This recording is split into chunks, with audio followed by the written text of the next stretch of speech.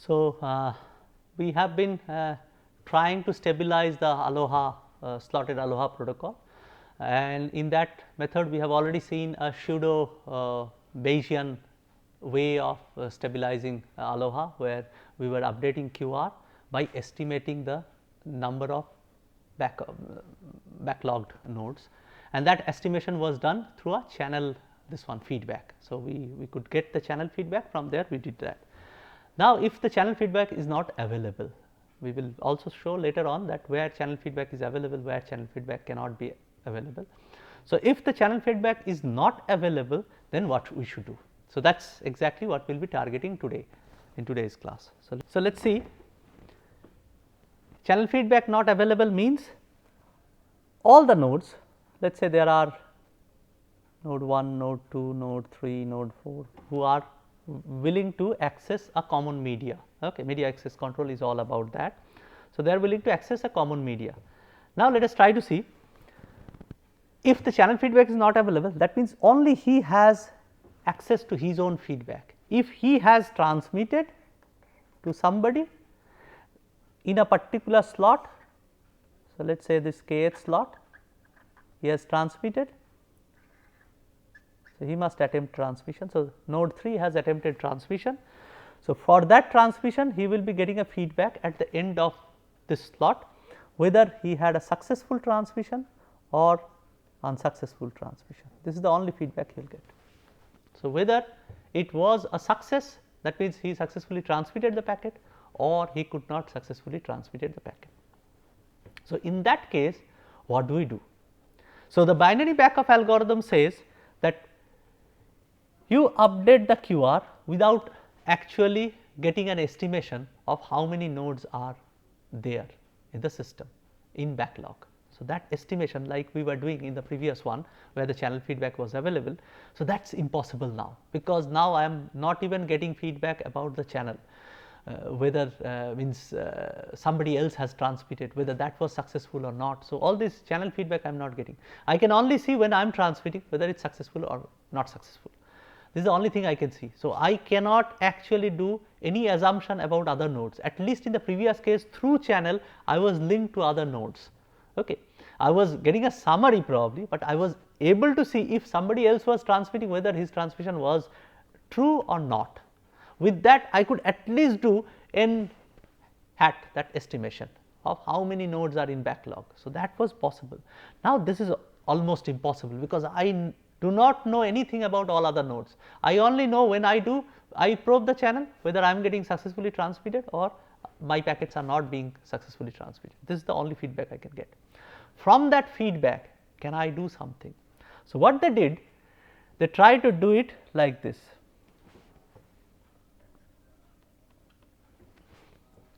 What is this? So, QR, they started, this is a heuristic kind of updatation, okay, or estimation of this direct QR they are trying to put. Okay. So, what does that means?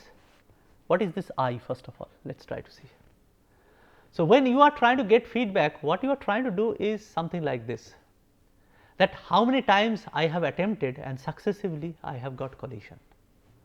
This is the estimation of I. This I is how many times my retransmission has failed in past.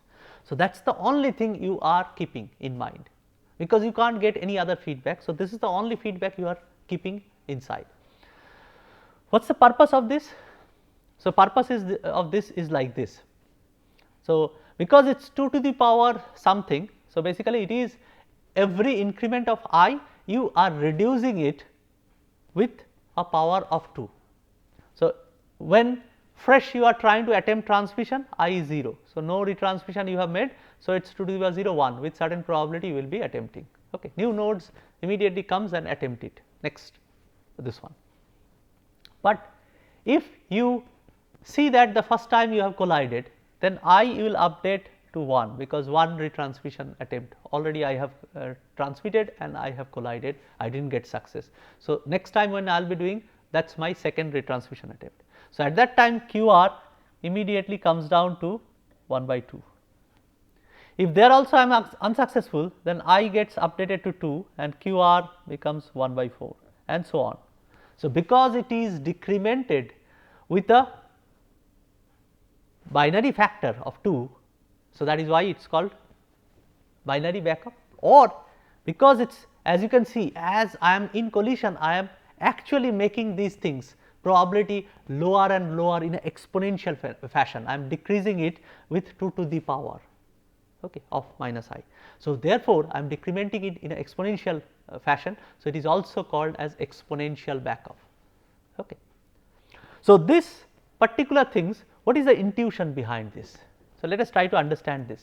First thing we can see, if there are collision, multiple collisions are happening, of course, I must decrease this QR, because I know that, see, first time I collide, by general assumption, means very intuitive assumption if I give, it is like this, at least other than me one more is there. Okay. So, I have reduced it to half. So, half means what? With half probability I will be attempting next.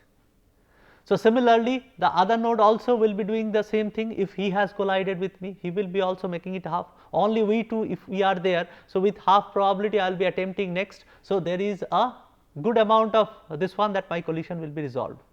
If more than 2 nodes have collided, then we know that, or more than 2 nodes are in means backlogged, then I know that with this half also we will not be able to resolve it, because it should be even less than half, right. If 2 stations are there, QR half makes sense, because then n into QR, this is 2, this is half, immediately it gets 1. So, that is my targeted GN. But if it is more than 2, I should reduce it. So, my feedback to myself is, if I collide more than more than 1 times, then probably there are more number of nodes. And then why I increase it exponentially? Because more deeper into backoff I go, that means more number of times I actually have to retransmit. I reduce my QR. What is the consequence of reducing QR? My attempt will be later. So, less and less time I will be attempting. Okay. As I reduce QR, in the next slot I will be attempting, that is 1 by that, or sorry, that is probability QR. If QR is reduced, then with very slight chance that I will be transferring in the next slot or next to next slot. So, I will take a huge amount of time to actually attempt the next retransmission. So, basically then I am getting less and less feedback of the channel. So, therefore, it is safer for me that I reduce my QR even lesser, because I will be getting less feedback.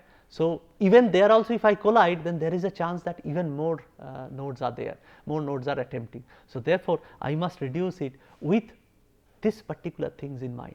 So, basically with every feedback, if I keep on colliding, I will increase this exponentially, this QR, knowing that maybe it is deep into collision, too many nodes are backlogged. So, I must reduce this, and reducing this collision is only possible if I reduce my QR.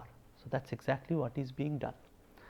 So, this is a very intuitive solution. People have also shown, we will also do analysis of this when we will be doing the analysis of our Wi-Fi. So, we will see what is the particular analysis of this binary backoff or exponential backoff algorithm. But what you can see now, with very limited feedback, when the channel feedback is also not available, you do not know how many stations are there, who has been doing what, whether their transmissions are being successful or not. Even without that feedback also, you can make some sense out of this. So, that is this particular thing, where you just keep counting how many times you have collided, and then with that count only you update your QR to make it stabilized. Of course, this will be not as good as your centralized stabilization method with centralized feedback, or even with channel feedback. So, those two are much better. This will not be that good, but this still will work, and we will see that in practical situation most of the time this is the one which is required. Those things where you need to get channel feedback or centralized feedback will most probably not be available. You can only get feedback from your own action. So, whatever you have done so far, from there you have to make some sense out of it, and then take this updatation of QR to keep stabilization intact. So, this is the best that you will be able to do, and we will see that this also gives quite a good performance. At least for Wi-Fi analysis, you will be able to see that this might even get your throughput quite high. So, that is something we will do later on.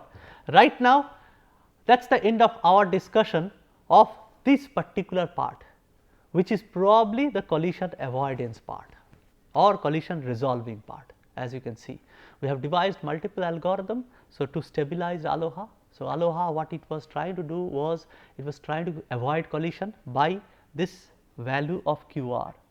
So, whenever there is a collision, you actually means have a probability that I will be attempting transmission. So, with that you are avoiding collision, and then we could see that this QR can be further nicely adjusted, so that I can actually avoid collision in much better fashion, and we can achieve the best throughput that we can get in slotted Aloha. Okay. We were not talking about anything else.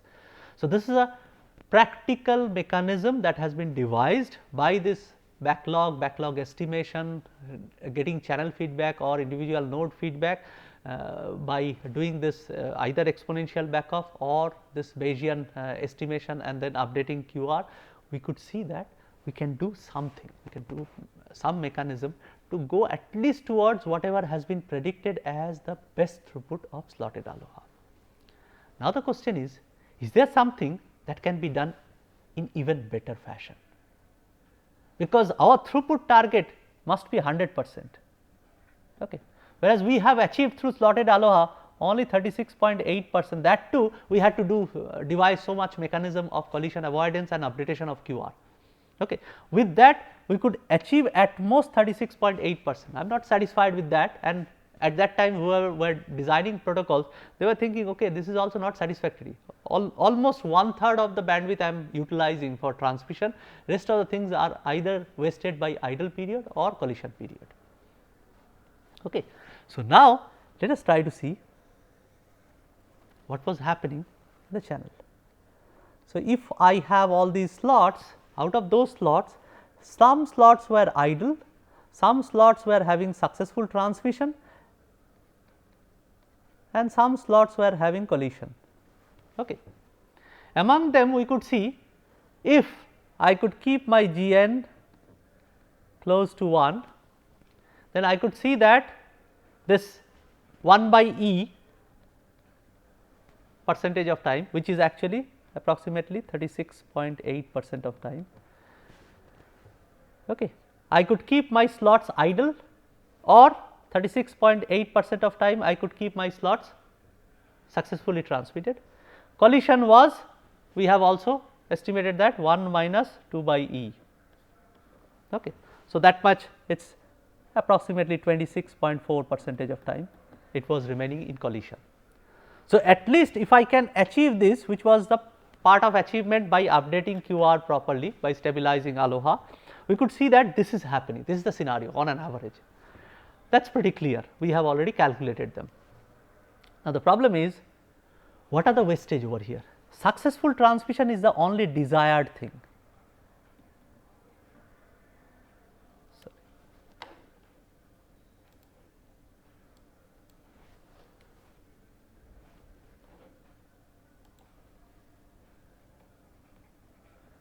This is the only desired things.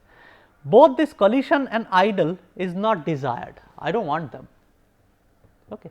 So, I wish to take them out, this idle and collision.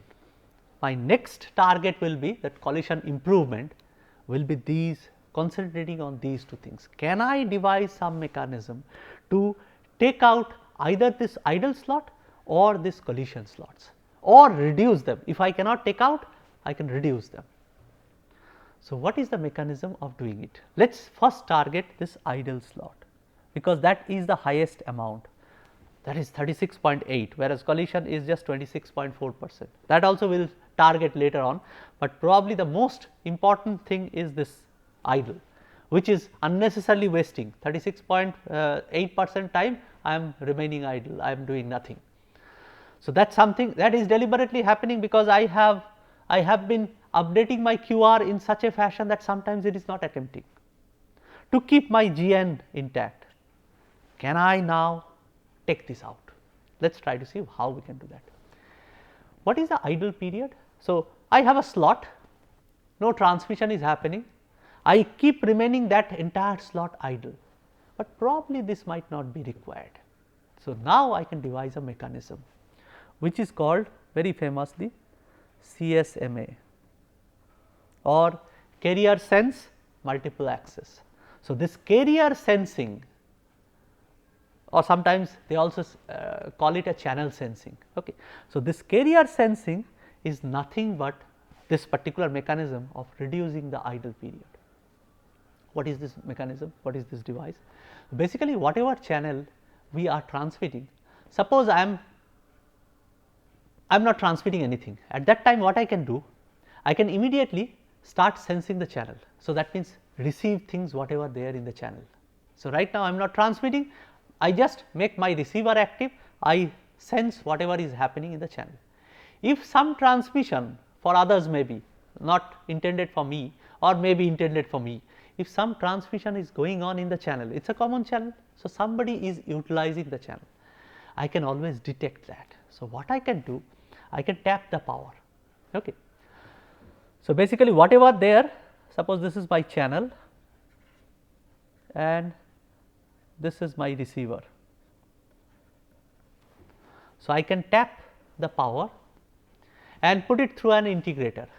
So, that will be accumulating the signal.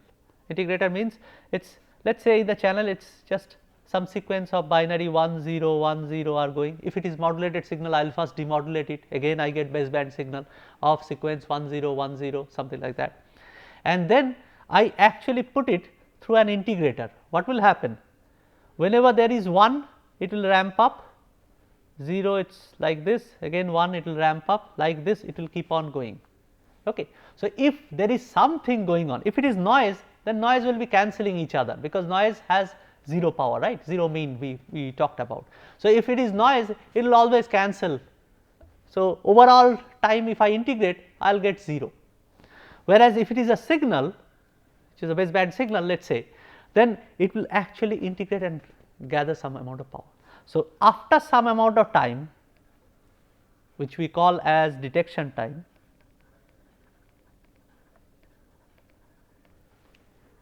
if I now try to compare it with a threshold, for noise it will be below the threshold. If it is something is being transmitted by some other station, it does not matter, I will be above that threshold, and then I can declare the channel is busy. That means somebody is doing transmission, it might not be me, I am not doing that, but when I am trying to receive it or I am trying to sense the channel, I could see that somebody else is transmitting. So, immediately I can declare the channel is busy. Okay. So, if a successful transmission or a collision is going on, then after some amount of detection time, let us call that as tau amount of time. So, after that detection time, and of course, I will design it such a manner that tau is much lesser than this slot duration t. I will design it that way, that is, you will see the purpose of that, and that is generally the fact. Okay. So, if this is happening, then after tau amount of time I will be able to detect that okay, the channel is busy. This is something I can do. What is the advantage of that? The advantage is that if a slot is busy, okay, I was earlier also what I was doing, anything that comes over here, I was skipping that slot and I was only going in the next slot and transmitting. So, when it is busy, either successful transmission or collision, I am having not having any advantage, but when it is idle, now I have an advantage. See, if a channel is idle, let us say the idle period has started over here. So, this is the idle period, nobody is transmitting. So, this has started over here. From there, after tau amount of time, every station will sense that channel is idle. Now, do I have to extend this idle period for longer duration? No, all the channels have sensed that it is idle. So, I can reduce my idle time and then readjust my slot. So, now this will no longer my slot, this one. So, this will happen to be my slot duration. And because this is synchronous to everybody, because everybody will be sensing the channel, once one slot is over, that means one transmission is over, immediately I can sense the channel and I can sense it within tau duration. If the tau I make it fixed for every station, so every station after tau only will declare that the channel is idle, then every station will accordingly take decision. So, what has eventually happened by doing this carrier sensing? I have actually reduced my idle time by a factor, which is this tau by d. Smaller this tau is compared to d, lesser amount of time I will be wasting by this idle period. That is a very good advantage that we will be getting now. That was my target earlier. When I started this discussion, what we have told that I know that there are two culprits. One is the idle period, the other one is the collision period. Success is good. I want to maximize this success and I want to reduce this idle and collision period. So, immediately I can see that this is a very good device. If I now just make this circuitry where I will have a receiver, the receiver will bring it to baseband if there is a modulation. If it is a baseband data which is being transmitted, that is also fine. I will take that data and then I will just have an integrator and a threshold detector. Okay. So, a comparator probably. So, integrator followed by a comparator, I can immediately detect whether there is something in the channel or not something in the channel. Okay. I will design my tau accordingly, I will also design my d accordingly, so that this ratio remains quite low. This remains much lesser than 1. Okay. So, that is something we would like to do now. So, what we will try to do now? First, let us try to characterize these things, this ratio. So, basically this tau by d we call as a factor beta.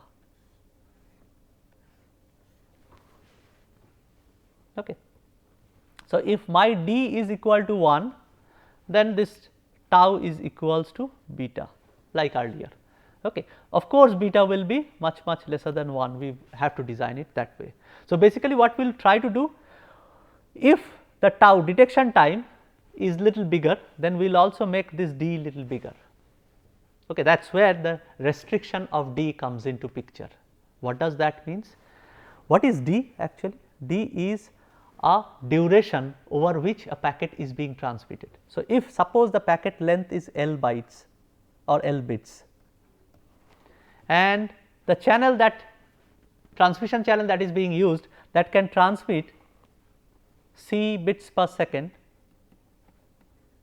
So, that is the transmission rate. Okay. So, then what is D? D equals to L divided by C. Okay. So, generally this C will be constant if it is Ethernet, let us say 1 gigabit per second Ethernet. So, it is always C is 1 gigabit per second. Okay. So, that is not going to be changed, but this L packet size I can change. Bigger I make the packet size, what will be the advantage? The advantage will be that my beta will remain smaller and smaller, because higher I make my d compared to tau, this beta will become lesser and lesser, and lesser it becomes, I have a better advantage. So, this is one design aspect that comes into picture whenever you are designing media access control protocol. If you implement this CSMA, you will see that not everywhere you will be able to implement CSMA, because the channel might be in such a manner, we will talk about that channel also. A channel might be in such a manner that you cannot listen to the channel.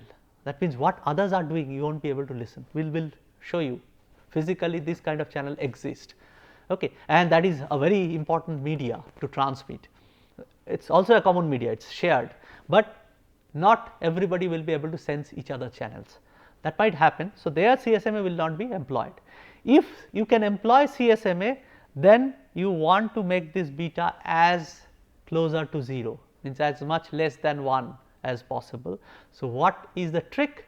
Your detection time will be probably always fixed, it is fixed with respect to the circuit design, but what you can do is the packet length that you can enhance. You can increase the packet length and accordingly you can start thinking about how do I reduce my beta. Okay. So, suppose you have reduced beta, and then we will try to see whether we get some advantage out of this.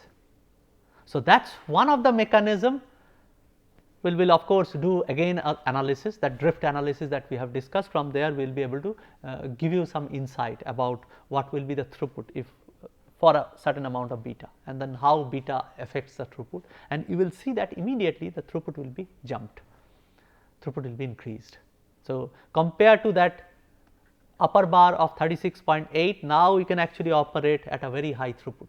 Okay, you can because this particular time mostly you will be utilizing. So, that is the advantage. So, that is one thing which will be means gaining. We will also try to devise a mechanism where we can reduce the collision time. What is that? Now, let us just in a very brief, let us try to discuss that part also. What happens in collision? Suppose in a particular slot there is a collision. So, invariably at least more than one station is transmitting. Okay. Now, if suppose I want to sense this, can I implement a device like this again to do these things? This will be possible. How? Because see, if noise is there, I will not get any signal almost, it is a 0 mean. So, if I integrate, I do not get anything. If only one signal is there, I will be getting some value, but if two signals are there, then double power I should get. So, I can put another threshold, and if it goes beyond that threshold also, I can say if more than one nodes are there. That is the mechanism to get a feedback about the channel. So, now you can see this, I put threshold 1, threshold 2 in my comparator. So, if it is below threshold, so this is 0, below this first threshold I can say idle. If it is between threshold 1 and threshold 2, I can say success, whatever is being transmitted, whether node 1 or node 2 or my own data, I will be able to say success. If it goes beyond this, this is where I can say it is erroneous, because they will be colliding. So, this is called collision detection or CD. You might be remembering from your means you might have heard this term CSMA CD. So, these two things together can detect whether the channel is busy or not. So, you can do carrier sensing and you can also detect collision. Again the collision detection time will be same, that tau, because with tau only you will be able to again compare with the threshold. Now, you will be comparing with two thresholds. So, if it goes beyond the threshold 2, you will be able to tell that okay, it is not only that there is something going on in the channel, but it is also in collision domain, more than one station is attempting transmission. So, you will be able to do this collision detection. Now, if we can do collision detection immediately, what I can do? Suppose I have a transmission going on, I have transmitted, I can now also detect that somebody else is also transmitting, and within some detection time I will be able to see that there is a collision. After this collision, do I really wish to transmit? No point, because I am transmitting garbage. Why should I transmit? So, I can immediately abort transmission and start a fresh slot, and everybody, because it is again synchronized, everybody, whenever there is two collision going on, both the station who are involved in collision or three station who are involved in collision, they will be able to detect this collision. So, they will be aborting transmission. So, everybody aborts the transmission and then next slot starts. Then again everybody can sense channel and try to transmit. So, this reduces the collision slot as well. Now, you can see we have now devised two mechanisms to reduce our whatever we had achieved in slotted Aloha maximum throughput, we can now really enhance the throughput heavily by doing these two mechanisms of carrier sensing, which reduces the idle time, and the collision detection, which reduces the collision time. So, if we can reduce the slot size of these things, we still know that with almost similar probability these collisions will be happening or idle time will be happening. So, the probability remains the same, but now the success time has been increased, whereas collision and idle time has been reduced. So, overall time aspects, if I see, most of the time I will be seeing success. So, the success probability can be enhanced up to almost 80%, that is something you will be seeing. So, this is how the protocol has been slowly developed towards the best known protocol CSMA/CD we know for our Ethernet transmission, or corresponding CSMA/CA with binary backup that we know for our wireless access. So, now what we will do? We will try to, in the next class, we will try to see what is the effect of this beta. Okay. So, just CSMA, what is the effect of that? Later on, we will try to also analyze, if I have a collision detection, then what is the overall throughput of a CSMA CD protocol. CSMA CD protocol, that is something we will be trying to see. And then we will also see, this will be 802.3 or Ethernet protocol, and then we will see the Wi-Fi protocol 802.11, which is called CSMA CA, where collision detection we will also see, appreciate why this goes from coaxial cable to wireless media, why in wireless media collision detection is not possible, and then we devise another mechanism called collision avoidance, where the binary backup will be one of the integrated factor, and then we will also do analysis of both of them. We will see that almost 80% throughput can be achieved in both these media. This will be the highlight of our final analysis of this particular media access control. So, we will try to do those things next. Okay, thank you.